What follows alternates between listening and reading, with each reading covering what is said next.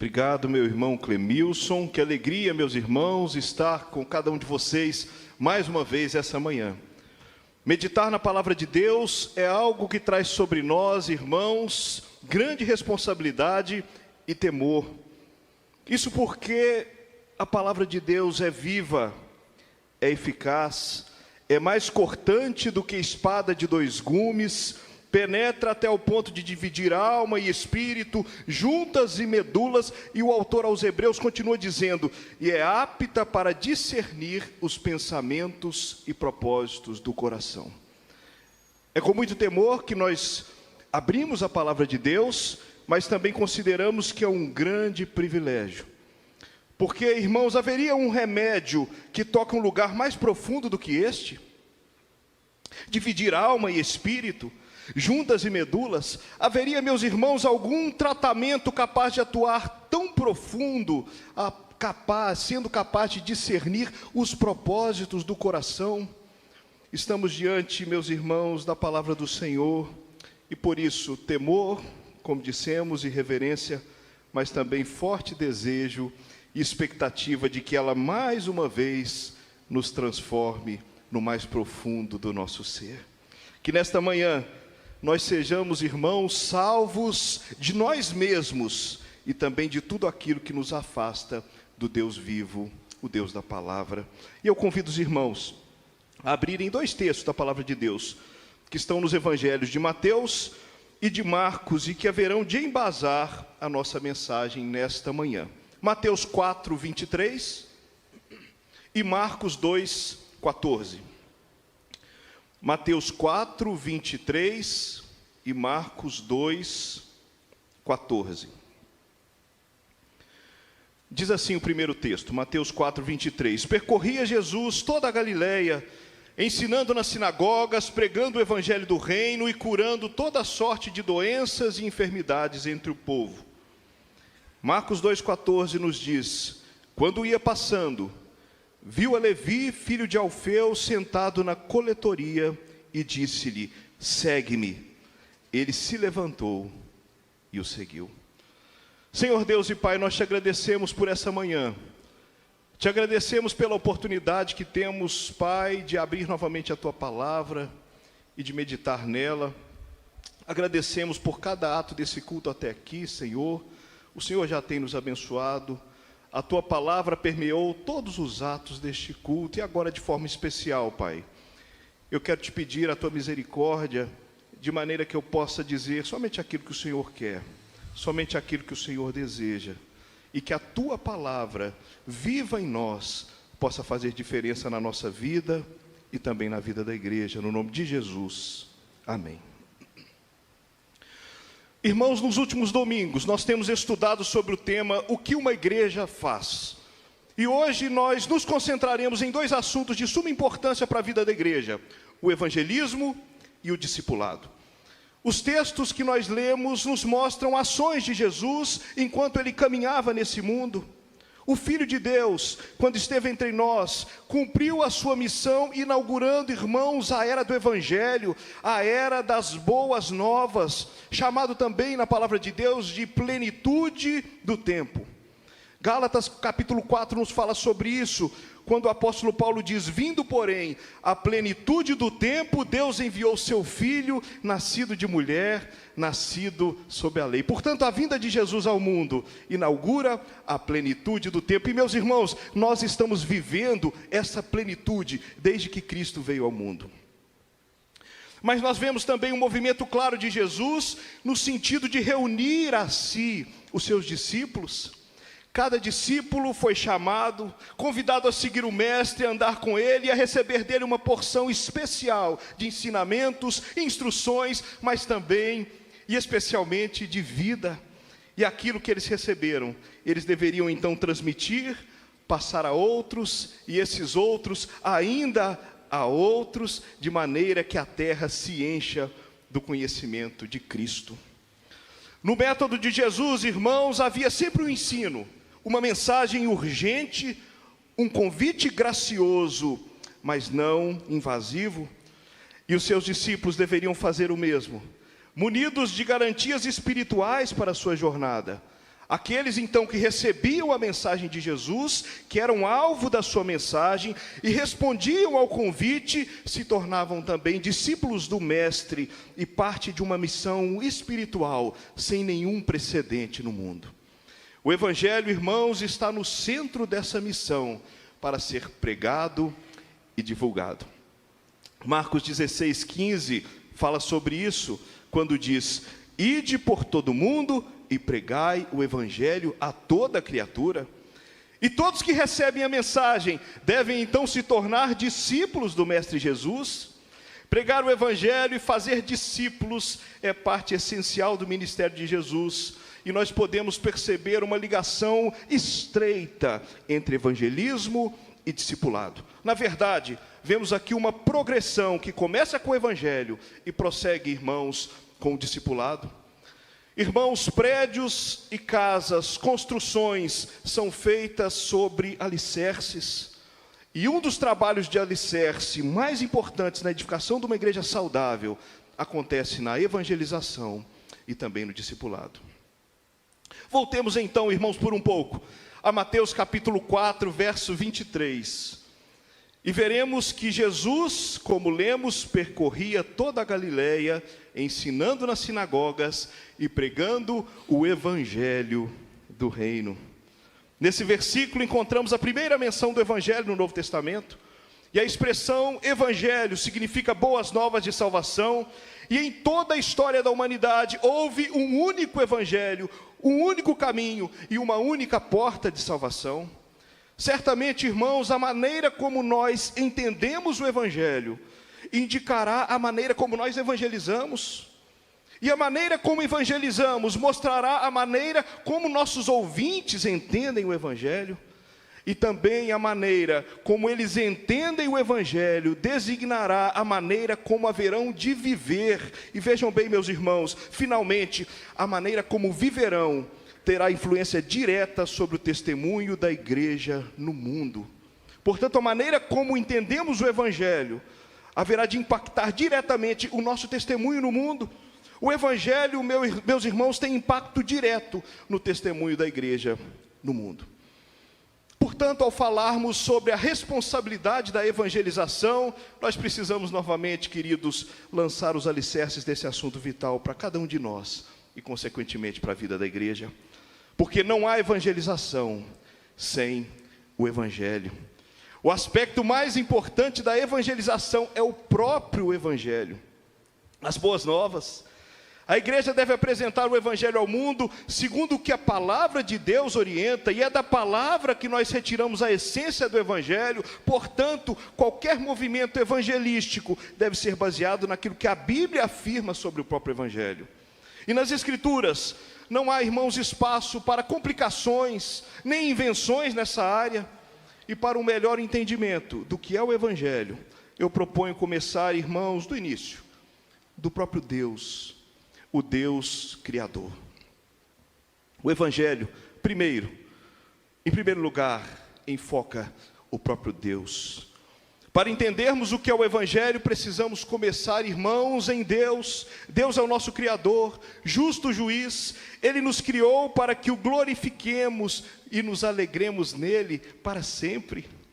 O texto da primeira carta aos Coríntios, capítulo 10, verso 31, reforça esta verdade ao dizer: portanto, quer comais, bebais ou façais outra coisa qualquer, fazei tudo para a glória de Deus. Deus é merecedor de toda a glória, fomos criados para a glória dele, e tudo aquilo que fazemos deve de alguma forma, em alguma medida, manifestar essa glória. Deus criou o homem, meus irmãos, em um estado de perfeição absoluta, para uma comunhão plena com ele, e o pôs como gerente de sua criação, em um ambiente também de coisas perfeitas, equilibradas, ajustadas. Tudo começa em Deus, e é a partir dele que devemos entender o próprio Evangelho. Esse, meus irmãos, é o ponto de partida, esse é o ponto inicial. Deus criou o homem para a sua glória. Mas, irmãos, o homem é pecador, o homem pecou, e o problema é que a humanidade desprezou o seu Criador e a própria glória de Deus. Nós, seres humanos, pecamos contra o caráter santo e também contra a lei de Deus. Fomos rebeldes, tanto em Adão, nosso primeiro pai que desobedeceu, como temos nós também, meus irmãos, constantemente desobedecido e pecado em nossos pensamentos e ações. É isto que o apóstolo Paulo afirma em Romanos 5,12, quando ele diz: portanto, assim como por um só homem entrou o pecado no mundo, e pelo pecado a morte, assim também a morte passou a todos os homens, porque todos pecaram. O resultado da nossa desobediência e do pecado é que nós fomos completamente separados de Deus, e dessa forma, expostos, irmãos, à sua ira justa, condenados eternamente, se não formos perdoados. A ira de Deus se revela do céu contra toda impiedade e perversão dos homens que detêm a verdade pela injustiça, que nos diz Paulo em Romanos. O homem em seu estado natural está em rebeldia contra Deus. João 3,36 vai dizer: o que todavia se mantém rebelde contra o Filho não verá a vida. Mas vejam bem, meus irmãos, sobre ele permanece a ira de Deus. Vemos então que toda a humanidade pecadora, toda a humanidade, está debaixo da ira e do julgamento de Deus. Esta é, irmãos, a nossa condição natural. O homem se rebelou contra Deus, desobedeceu o seu Criador, e então em seu estado natural está afastado do Deus Criador e de glória. Já nascemos em pecado. Davi falou isso no Salmo 51, quando ele disse: eu nasci na iniquidade, e em pecado me concebeu minha mãe. Mas Deus então, irmãos, vê o estado do homem e faz algo que nos leva ao nosso próximo tópico para o entendimento do Evangelho: o Cristo Salvador. Deus, para livrar a humanidade do castigo do pecado, com um grande, maravilhoso e indizível amor, enviou Jesus, seu Filho. Jesus, plenamente Deus, mas também plenamente homem, para sofrer a morte que nós merecíamos pelos nossos pecados. Cristo, Filho de Deus, o Cordeiro perfeito, o justo morrendo pelos injustos. Dessa forma, irmãos, Deus puniu o nosso pecado em Cristo, para que o mesmo fosse perdoado em nós, e então pudéssemos ser salvos desta justa ira de Deus. Romanos 5, a partir do verso 6, diz assim: porque Cristo, quando nós ainda éramos fracos, morreu a seu tempo pelos ímpios. Dificilmente alguém morreria por um justo, pois poderá ser que pelo bom alguém se anime a morrer. Mas Deus prova o seu próprio amor para conosco, pelo fato de ter Cristo morrido por nós, sendo nós ainda pecadores. Logo, muito mais agora, sendo justificados pelo seu sangue, seremos por ele salvos da ira. Graças a Deus. Efésios 2, a partir do verso 4, nos diz também de forma linda e bela: mas Deus, sendo rico em misericórdia, por causa do grande amor com que nos amou, e estando nós mortos em nossos delitos, nos deu vida juntamente com Cristo. Pela graça sois salvos. E juntamente com ele nos ressuscitou e nos fez assentar nos lugares celestiais em Cristo Jesus. Deus não somente providencia um modo de perdão, Deus não somente providencia um modo de salvação, como faz aqueles que ouvem o Evangelho e atendem ao Evangelho, meus irmãos, de alguma forma se assentarem nos lugares celestiais. É o que o texto nos diz. Juntamente com ele nos ressuscitou e nos fez assentar nos lugares celestiais em Cristo Jesus. Jesus é o Cordeiro de Deus que morreu em nosso lugar, se entregou pelos nossos pecados e sofreu a nossa morte. Irmãos, a cruz era nossa, a morte era nossa, mas Jesus, o Filho de Deus, se fez homem, se entregou por nós, pagou o alto preço pelos nossos pecados. É por isso que o Evangelho é a boa nova. É por isso, irmãos, que o Evangelho é a boa notícia, porque ele diz: há salvação para o homem. O Evangelho diz: há esperança. O Evangelho diz: há escape. O Evangelho diz: há possibilidade. Portanto, temos até aqui esta tríade necessária, irmãos, para a compreensão do Evangelho: Deus, o homem e Cristo. Deus Criador, o homem pecador e Cristo Salvador. Mas ainda, nós precisamos passar para o próximo tópico necessário ao entendimento pleno do Evangelho. E o Evangelho, meus irmãos, requer uma resposta. O que se espera daquele que ouve e compreende o Evangelho é uma resposta. Diante da boa nova do Evangelho, resta-nos responder a essa oportunidade. E a resposta que se espera, meus irmãos, é uma resposta de arrependimento e de fé. Foi essa a mensagem de João Batista no deserto. Quando antes de Jesus começar o seu ministério, João Batista andava no deserto dizendo: arrependei-vos e crede no Evangelho.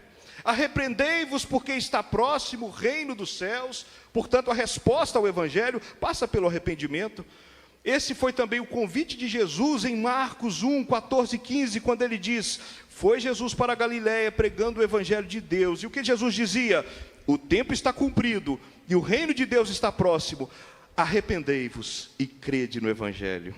Em João 20, 30 e 31, o apóstolo também, irmãos, enfatiza a necessidade da fé, a necessidade de crer. Diz assim: na verdade, fez Jesus diante dos discípulos muitos outros sinais que não estão escritos neste livro. Estes, porém, foram registrados, vejam bem, irmãos, para que creiais que Jesus é o Cristo, o Filho de Deus, e para que crendo tenhais vida em seu nome.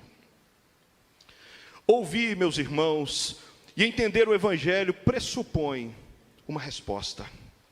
E essa resposta se torna redentora se for uma resposta de arrependimento e também de fé.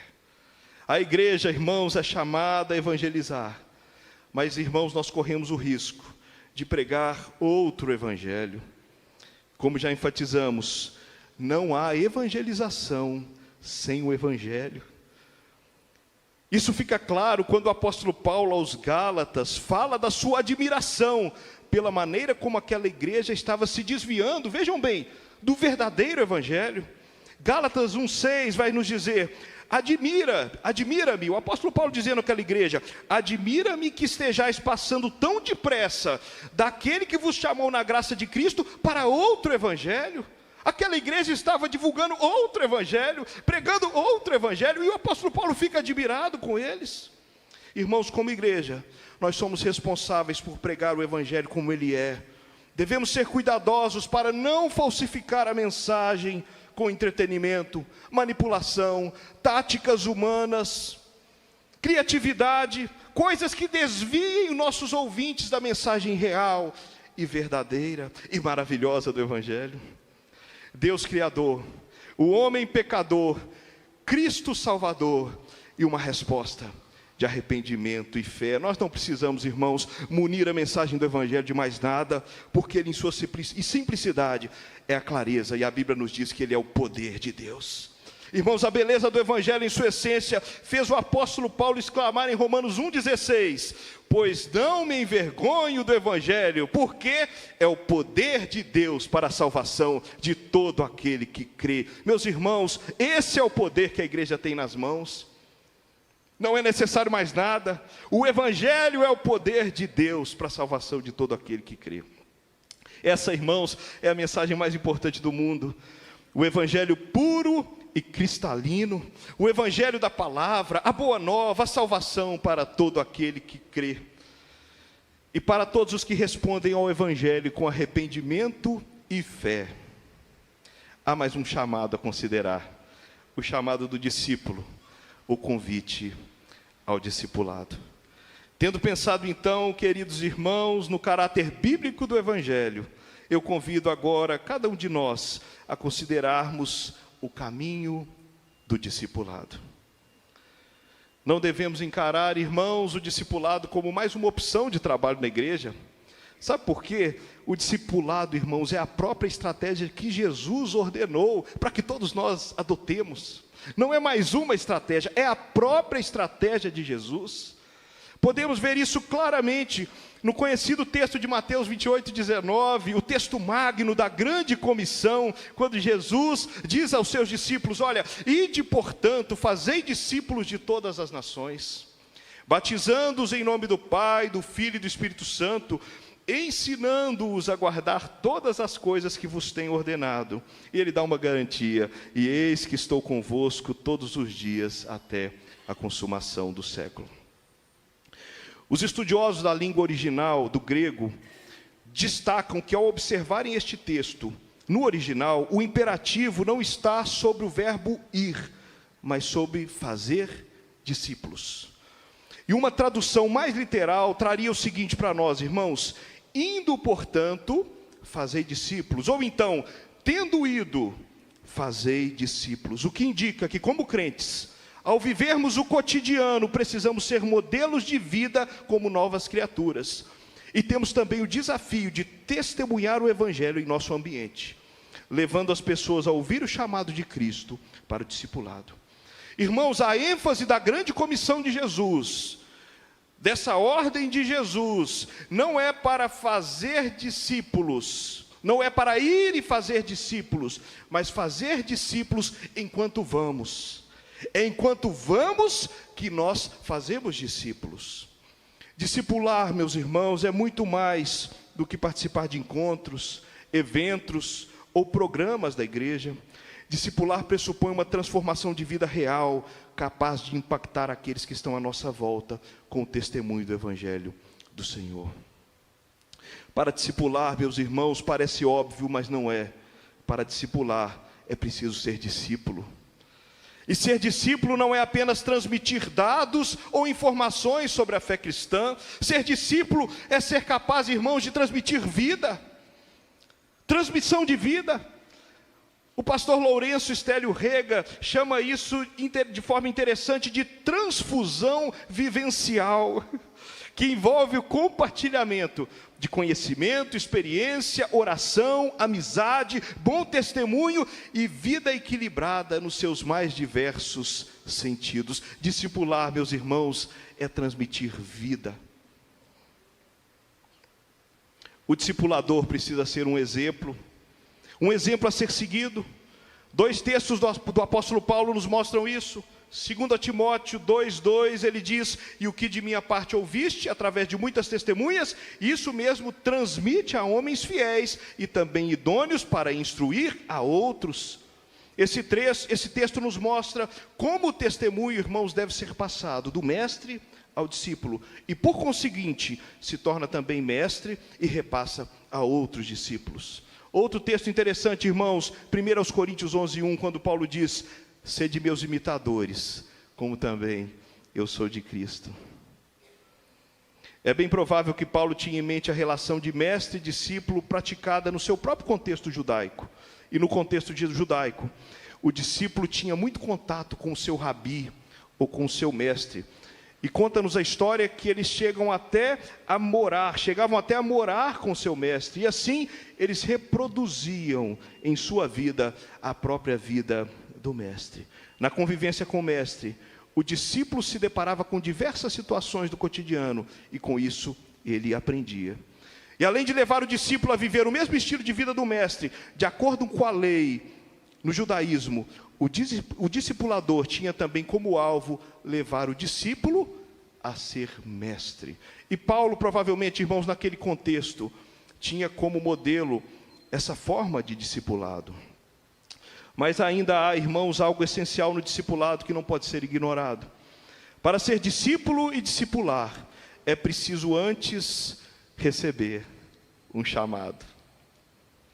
E esse chamado só pode vir de Jesus. Jesus é quem chama os seus discípulos. Há um convite, meus irmãos, de Jesus ao discipulado. Em Lucas 9:23, Jesus faz um convite àqueles que desejam segui-lo no discipulado. E ele diz o seguinte: se alguém quer vir após mim, a si mesmo se negue, dia a dia tome a cruz e siga-me. Importante lembrar que, na perspectiva do próprio Jesus, o nosso mestre, o nosso professor, o nosso rabi por excelência, o caminho do discípulo não será um mar de rosas. O discípulo deve negar a si mesmo, e negar-se a si mesmo indica, meus irmãos, de alguma forma, o retorno ao Éden. no sentido original da vida estabelecido por Deus ao criar o universo e também o ser humano. Nós falamos há pouco que o homem foi criado para a glória de Deus, e negar-se a si mesmo, meus irmãos, de alguma forma indica o retorno à comunhão com Deus, de harmonia e paz. Negar-se a si mesmo é voltar à comunhão do jardim, meus irmãos.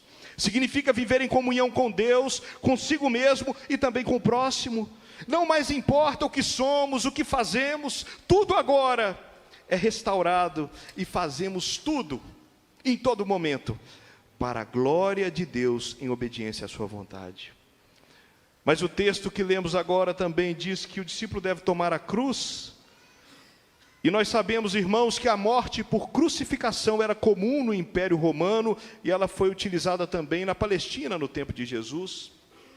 Nessas ocasiões, era muito comum o condenado transportar o que eles chamavam de patíbulum, que era aquela parte transversal da cruz, até o local da execução. O condenado carregava aquilo nas costas e seguia, caminhando, andando e provavelmente gemendo até o local da execução. E qualquer tentativa naquela época, irmãos, de rejeição ao Império Romano, poderia sofrer uma repressão severa. E os cristãos naquela época deveriam estar dispostos a sofrer o peso do império, apenas pelo fato de seguirem a Cristo. Aqueles que viessem a seguir a Jesus deveriam estar dispostos a morrer.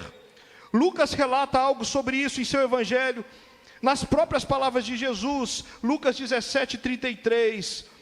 Jesus diz assim: quem quiser preservar a sua vida, perdê-la-á, e quem a perder de fato, a salvará. Irmãos, quando Jesus nos adverte para que segui-lo é necessário tomar a cruz, nós podemos incluir aqui, meus queridos, a ideia de seguir Cristo até o Calvário, e ali mortificarmos o nosso eu. O discípulo de Jesus deve renunciar diariamente o seu próprio eu, a sua carne, os seus desejos pecaminosos, tudo isso que insurgiu contra a glória de Deus no Éden. Assim, tomar a cruz e seguir Jesus envolve, meus queridos, não apenas a morte para si mesmo e para os padrões de vida adotados pela cultura contemporânea que contradizem os princípios do Evangelho, mas também viver uma nova vida em Cristo. Mudança de rota, mudança de visão, mudança de mente, mudança de coração. E finalmente, irmãos, o discípulo deve também seguir o mestre. A ideia de seguir o mestre está implícita no discipulado. É por isso que diversas vezes Jesus convida as pessoas a segui-lo. Esse foi o convite que ele estendeu a diversas pessoas durante o tempo em que esteve nesse mundo. No início da nossa mensagem, e eu quero te pedir para retornar um pouco, nós lemos o texto de Marcos 2:14, e eu quero voltar nesse texto, quando Jesus convida Levi, um publicano, a segui-lo. E Jesus disse assim: quando ia passando, viu a Levi, filho de Alfeu, sentado na coletoria, e disse-lhe: segue-me. E o que fez Levi, meus irmãos? Ele se levantou e seguiu. Ao ouvir a voz de Jesus, a resposta do discípulo não é apenas uma confissão falada, mas uma obediência. No chamado de Jesus a Levi, a obediência ocorre imediatamente após o chamado. O discípulo não titubeia, não tem dúvida, não pensa, não reflete, mas obedece. O que vemos na atitude de Levi, o publicano, é apenas isto: ele se levantou e o seguiu. Irmãos, isso pode soar estranho para nós.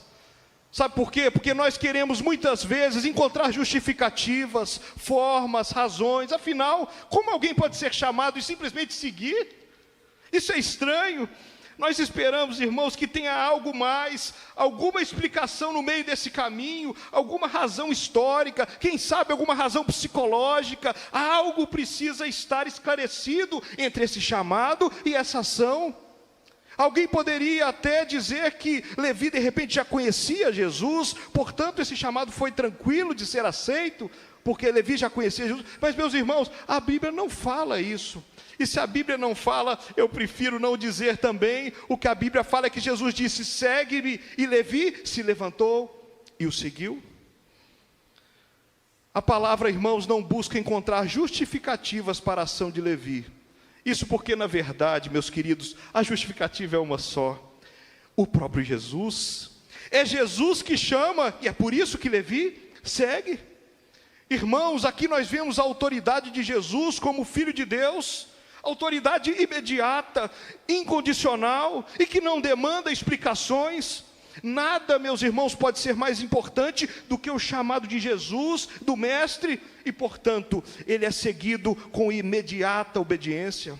Jesus, irmãos, é o Cristo de Deus, o Salvador, e ele então chama Levi, aquele publicano sentado na coletoria, ele chama Levi ao discipulado com a autoridade de quem é o próprio Filho de Deus, e a obediência acontece então de forma imediata, porque o chamado do Filho de Deus não demanda explicações justificativas, mas apenas obediência.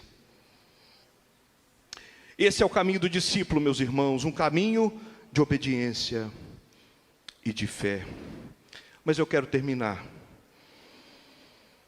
dizendo, irmãos, que a igreja tem a dupla função de evangelizar e discipular. Depois que Jesus morreu, ressuscitou e subiu aos céus, deixou a missão de evangelizar e fazer discípulos à sua igreja.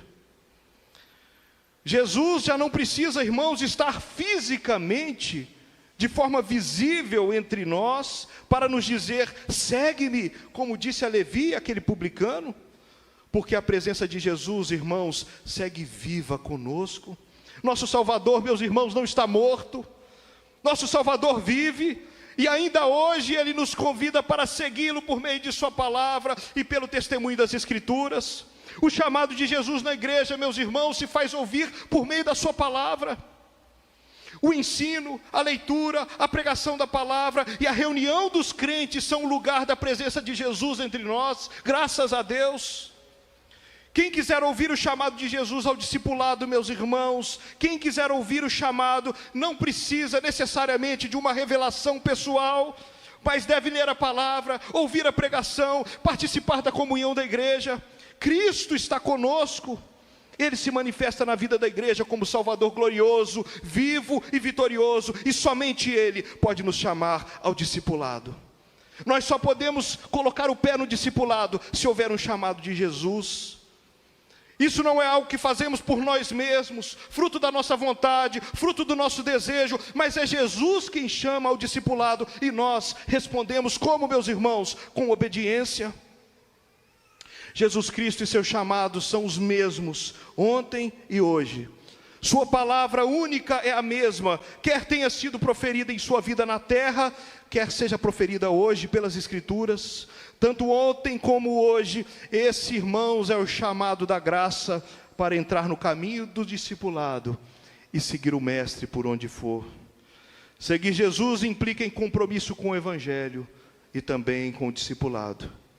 Que nós sejamos, irmãos, evangelistas e discipuladores, porque foi esse o exemplo que Jesus nos deixou, esse é o exemplo que Jesus nos legou.